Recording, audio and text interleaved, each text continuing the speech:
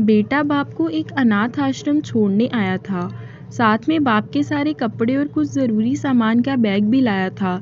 बेटे ने अनाथ आश्रम के मैनेजर से सारी ज़रूरी बातें कर ली और बाप को वहीं पर छोड़कर जाने लगा। बेटा अभी अनाथ आश्रम के बाहर निकला ही था कि उसका फ़ोन बजा।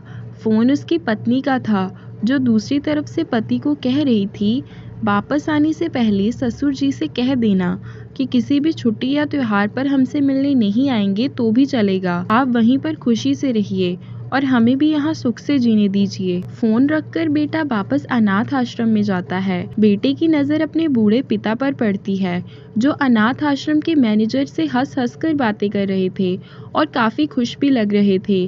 बेटा सोच में पड़ जाता है कि उसका पिता अनाथ आश्रम के मैनेजर को कैसे जानता है।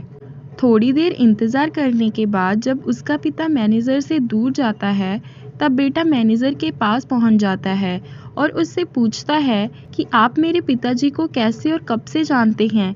मैनेजर बेटे को बताता है, मैं तुम्हारे पिता को कई सालों पहले तब से जानता हूँ जब वह अनाथ आश्रम में एक अनाथ बच्चे को गोद लेने आए थे।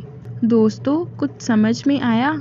अब आप ही बताइए, सच में अनाथ कौन था? वह बेटा जो अपने बाप द्वारा बिना उसे बताए इतने बड़े उपकार के बदले उनके आखिरी समय में इस तरह ठोकर मार रहा था, या वह पिता जिसने एक अनाथ बच्चे को निस्वार्थ भाव से इतना प्यार दिया जितना खुद के बच्चे को दिया जाता है? अपने माता पिता की कदर करना सीखो, क्योंकि आप नहीं जानते होंगे कि उन्होंने आपसे क्या क्या छुपा रखा है। कितने बलिदान, कितने त्याग उन्होंने आपके लिए किए हैं, शायद आप जानते भी नहीं होंगे।